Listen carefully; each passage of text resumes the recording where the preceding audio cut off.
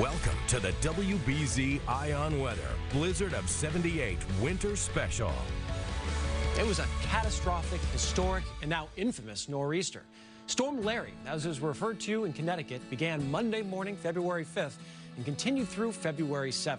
Snowfall records were broken from Atlantic City to Providence to Boston as well, as this winter behemoth grew to extreme intensity.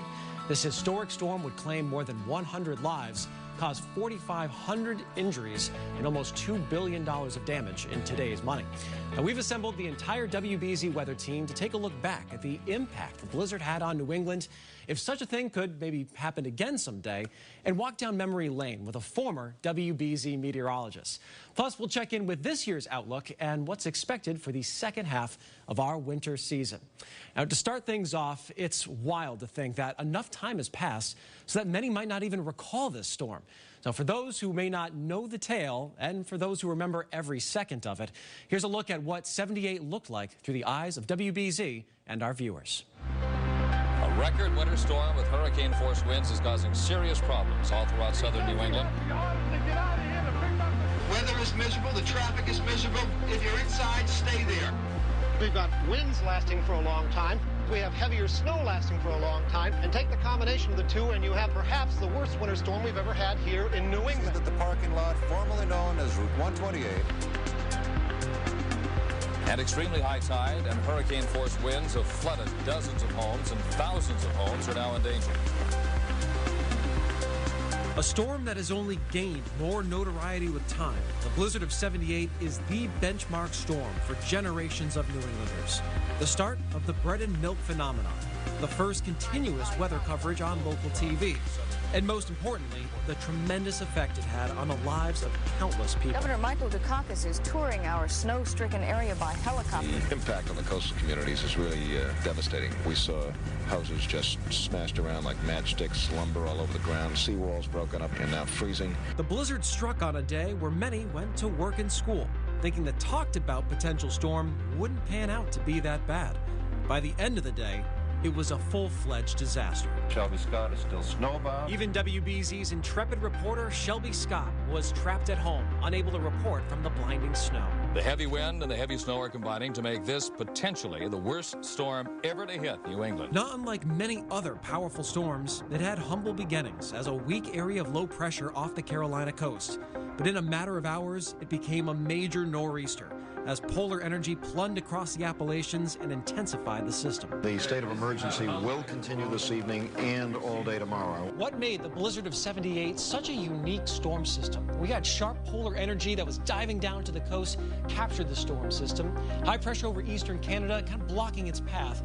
And as it moved up south of Long Island, it stalled, did a loop, and then headed off toward the north and east. And it was this slow drifting motion that lashed New England with destructive waves, strong winds, heavy snowfall for nearly 2 straight days. Senator Edward Kennedy is now on the phone from Washington. Senator Kennedy, can you hear me? Yes, I can, Jack. I think we've got some helpful news from Washington. The president has signed the declaration proclamation, which makes Massachusetts a disaster area. When it was finally over, the region was transformed. Here it is, the morning after the great storm. The road is empty. As you know, it is the day after the great storm and part of a time that we'll be talking about for probably many years to come. Many of us have been here for several days. We're running out of clothes and hope that this emergency is over soon. The Chatham area, where the water has broken through the Nauset Bar and North Beach in several areas, down by Coast Guard Beach, down in the Provincetown area, the tide came up higher than the Army engineers ever figured would ever happen once in 100 years. It happened yesterday. A state travel ban did not happen again until 2013. The snowfall record in Boston fell in 2003. The tide record fell earlier this month. Other storms have destroyed homes, breached dunes, flooded streets, and trapped drivers. But for most, nothing will quite live up to the ordeal in early February of 1978. There was quite an uproar when it was declared that a blizzard in 2003 beat the snowfall record in Boston. Many still strongly believe that 78 is the king, and they refuse to accept it. But Danielle, a lot of storms bring feet of snow to New England. Very few bring this type of coastal destruction. I mean, the destruction along the coast was unimaginable, and the memories still remain fresh in the minds of residents that went through it. The blizzard of 78 is the first storm that ever did any major damage to the house. I mean, it totally wrecked the house. Jim Barry was a teenager when the powerhouse storm hit New England and demolished parts of his family's home along Gun Rock Beach in Hull. His mother, Barbara, recounts the damage to their porch. From underneath, the waves came and took it right off the roof and all. The Barrys say their neighborhood was a war zone. 3 houses over, there was a big family house, 4-family house, and that just totally fell into the water. They weren't allowed to build up again. But the Barrys could and did rebuild. Jim's dad and uncles redesigned the porch, poured concrete, and spent the entire spring and summer of '78 hammering nails with their kids. I'm sure if we hadn't done all this work, that storm the other day would have demolished the rest of the house. This January's blizzard showed us that we can have flooding rivaling that from the blizzard of '78. In fact, the tidal gauges reached record levels on January 4th.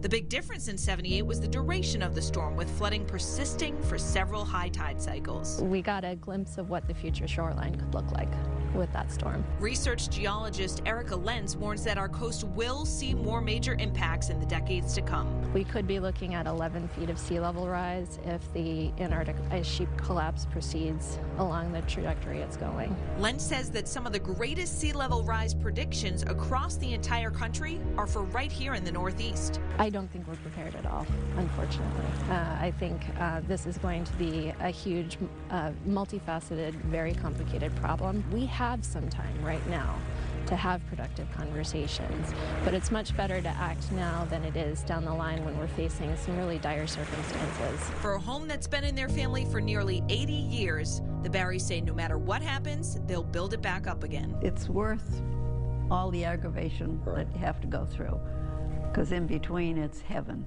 So, Eric, we can estimate what the flooding would be like today, given the surge from the blizzard of '78 and the sea level rise we've seen since then. This map is pretty eye-opening. Parts of Boston, you can see shaded in blue here, completely underwater. Really just a snapshot of how vulnerable both the city and our coastline in New England is if a storm like that were to happen again today. It takes the right or wrong timing, depending on your perspective, and we hope we don't have everything link up again. Exactly. All right, Danielle, thank you very much. And when we return, Pamela Gardner talks technology, now versus then. And Barry Burbank visits with former WBZ meteorologist Bruce Schwegler.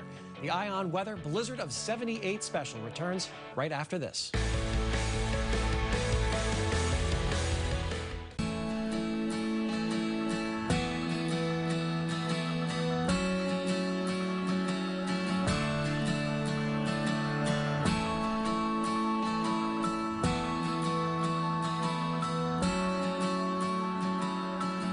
Welcome back to the Blizzard of '78 Winter Special. WBZ meteorologist Pamela Gardner joining me now. And Pamela, the question on many people's minds, could the blizzard of '78 actually happen again? Well, yes and no.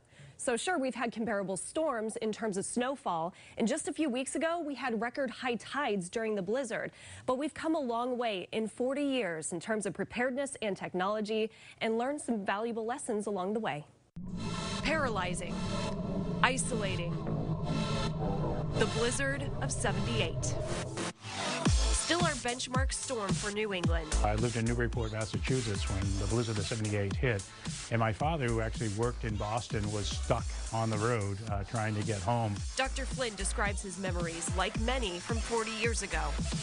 Today he heads the Global Resilience Institute at Northeastern University, specializing in disaster assessment and recovery. A big element of being prepared is being able to understand risk and how it will play out on things that you value. We have better forecasting tools now that allows us to know with a little more precision when something will hit. 40 years ago, we had one computer model. Today, there are dozens. Currently, the combined processing power of National Weather Service supercomputer is 5.78 petaflops, which is more than 10,000 times faster than the average desktop computer. And the data going into those computers comes from a wide variety of sources, from satellites, weather balloons, buoys, radar, to airplanes and ships. The communication has also vastly improved, and schools and businesses have adapted to the changing times. First of all, I'm watching the TV stations, probably WBZ a lot. Marilyn Reed at Willow Hill School receives the information and takes action. One new concept is helping her decision-making process. Having the virtual day, knowing that there's no separation of school, I think is going to make the decision a lot easier. I am not going to be staying up into the middle of the night trying to decide whether we're going to have school tomorrow. All the students do have access to the technology at home. One of the things with the virtual learning days is, depending on the storm, you lose power. So we have hard copies that we distribute to the students. What can we do before the storm shows up to kind of lower our exposure? So something that now has almost become commonplace for us is to clear the roads in advance of a big snowstorm. That's so valuable, not just to make things safer for people, that they won't be stranded. That's a good thing. But it is because we can clear the roads that much more quickly and get us all back to work that much more rapidly. Blizzards like that in 1978 will continue to happen. Records are meant to be broken, but it is our ability to predict, prepare, and recover that will make all the difference going forward. And if there's anybody who can speak to how far we've come in the last 40 years, it's our own Barry Burbank. That's right, Pamela. This isn't only the 40th anniversary of the infamous blizzard, it is also Barry's 40th year here at WBZ. Are you serious? I'm serious, man. Time flies. You wouldn't be kidding me, would you? Of course not. Barry started just a few weeks after the blizzard, and fair to say, you've seen a couple of snowstorms since then. Maybe one or two. Yeah, but through all the storms and all the changes in TV, weathercasting, nothing's quite measured up to that original blockbuster storm. Let's go to the weather map and see the Barry joined BZ in March of 1978, but just weeks earlier was forecasting up in Portland, Maine, and couldn't believe what he was seeing. I started looking at this and saying, can this possibly happen? Could we have a storm of this magnitude? Is this computer model gone crazy or nuts? I was concerned about how they were going to handle it down here because it looked like it was going to be much more severe. Down here was his soon-to-be partner in forecasting, longtime BZ meteorologist Bruce Schwegler. We got a major flooding potential. You were the guy all those hours. You go outside at all tonight, you've got to be out of your gourd. Was it nonstop for you? It went for days and days, and I was very tired by the time I got done. And it was exciting, and there was a lot to do. We're getting closer to the center of the low. Essentially every hour or so, I was on the air, day and night, and for 5 days. One of the problems we're having with day after day being stuck here, that our outfits are getting a little gamey. I did bring in a pair of underwear and a t-shirt, and everything else was the same, right? Don Kent was here at the beginning of the storm. Correct. I was looking at it with Don in the morning, and Don was going for 6 to 12 inches. By the time I got into the afternoon and evening, I said, oh, Jesus, double it. 10 to 20 inches of snow. And that's exactly how it started going up. It was a little late in starting, so people went to work on that Monday morning. All of a sudden, it was a wall of snow that came bang. Everybody got let out of work, so that's where the problems happened. All the roads around here, they were just shut down. I mean, they were just, the cars were like this with snow. They were going nowhere. Route 128 is totally closed. And it took, God, 2-3 days for them to get out of there. It had a long-lasting impact on the New England psyche. It established a platform of people panicking for storms. Yep. People just, as soon as they hear a snow, they're off to the market. And then everybody's going, Jesus, what happened to all the bread? It's all gone. Bruce, why do you think we're still talking about this 40 years later? It was a big deal because nothing like it ever occurred before and after. That is it. Whammo. It's this one, and then it's all the other ones. Of course, Barry has seen a lot of other storms in his 40 years since. I can remember some big storms that happened, like the April Fool's blizzard of 1997. A few in 2005. We've had, of course, 2015. Everybody will remember that for all the snow we had in 30 days. And when it comes to TV coverage, he's seen a lot of things change, too. When I first started here, we just had 2 maps, and they were actual real maps in the studio. We almost needed a stepladder to get up and wash them off. Now we have a tremendous amount of computer guidance to help us with the forecasting. And now, with social media, I mean, we're constantly on it all the time. But through it all, that big blizzard at the outset of his BZ career has always stayed top of mind. This had so many factors to it, so many ingredients to make it the storm of the century. It's just nuts. The whole thing was crazy. And the real spirit of New England, to me, came out. You had people opening up their homes to other people. Yep. Everybody became a friend to everybody else. You're absolutely correct. Boy, it was great catching up with Bruce. He was here for 33 years at WBZ, and the blizzard of '78 was his most memorable storm. You see some of the clips, and just in the moment, you could tell that he knew that that was something that you might not see again. Right. Unbelievable. Great to see you guys chatting and a couple legends of weather here in New England. And be sure to join us in early March as we celebrate Barry's incredible 40 years here at WBZ.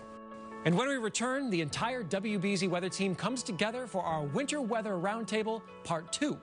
But as we go to break, look back at one of the more unique blizzard memories, thousands left stranded after the bean pot. It's going to be a news story all night as fans spend the night at the Garden. How are they going to get home is the question. I don't know. I have no idea. I'm getting home on Southern Comfort and 7-Up. How are you all getting home tonight? We don't know. I'm staying here all night. We have a car here. It's parked in the parking lot next door. If we can't get home, we'll stay here and have a few beers till the bars close at 2. Hopefully I'll find someplace in town to stay. Garden? Not at the Garden. No way at the Garden. About 100 people did stay at the Garden. Many just roamed the halls.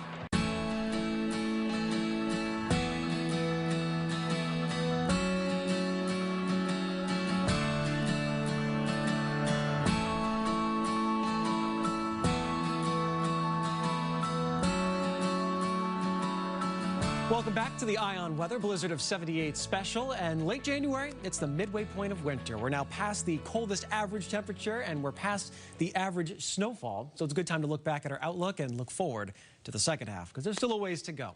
So what have been the big headlines this winter? I think number one, it's got to be the cold that we saw starting Christmas Day and going into the start of January. That first week of January was the coldest on record across most of New England. We had pipes freezing. We had Slurpee waves back on Nantucket, ice chunks on Cape Cod. There are still significant ice jams around New England because of the thaw after we saw such thick ice develop on our rivers. So that cold, exceptional. Now we've had this January thaw, and we're actually going to end January pretty much with average temperatures. So things have balanced out a little bit. We called for that thaw. Don't think it's been an exceptional one for us, but it has at least given us a little break from winter. When it comes to snowfall, we're sitting right at average right now. About 2 feet in Boston so far, 3 feet in Worcester. So from that perspective, it looks to be like we're on track. So I think the question is, where do we go from here? A little La Nina update in a weak to moderate phase and is expected to stay that way, often peaking and so in the winter months and may gradually ease as we head into spring, which can typically mean a milder finish, but it doesn't look like that'll be the case this time around. There's many more pieces to the puzzle we look at for that. And I don't think we're through with the cold by any means. No. The La Nina gives us the variability. We have other indices like I love the QBO, which basically says we're going to go into more cold weather. I like the MJO, which is another fancy indices that gives us the chance of going into a cold phase now. So that leads us to believe we're going to have a lot of cold weather ahead. It's all about the storms now. The MJO has really correlated well through this winter. Everything is correlating well. They're phasing. It's brought that warm spell that we've just had and now switching as it descends into that colder phase going forward. Oh, speaking of the cold, we look to Siberia, other parts of the globe to see where the cold air is pooling, and it's right over Siberia once again. 100 below zero for some of those temperatures. That is brutal. Nothing like what we can expect here, but we'll have our next cold snap perhaps come February. It looks like mid-February to mid-March right now. It might be that time frame to watch for things to shift again. As Barry mentioned, La Ninas bring a lot of variability. I mean, we've gone from really cold to fairly mild with some of these storms. It looks like we're going back to that cold phase. So all told, our initial outlook, we called for about average snowfall. That looks to be pretty good, so long as we don't see a February snow blitz, which right now it doesn't look likely. That was like a generational event. When it comes to temperature, we probably have to adjust to a slightly colder than average winter. Because right now we're sitting colder than average, unless February is warmer than average, which it doesn't look like right now. I won't be able to make up that ground. So here we go. Little ways yet to go in wintertime. Even though we're going into colder phase, we will not have a repeat of February 2015, right? I mean, that was just something that you're telling your grandkids about. That was amazing. Yeah. That won't happen again. Do not fear. If you'd like to track all the changes, much more in-depth information on CBSBoston.com, and we'll be right back with our Blizzard of 78 special right after this.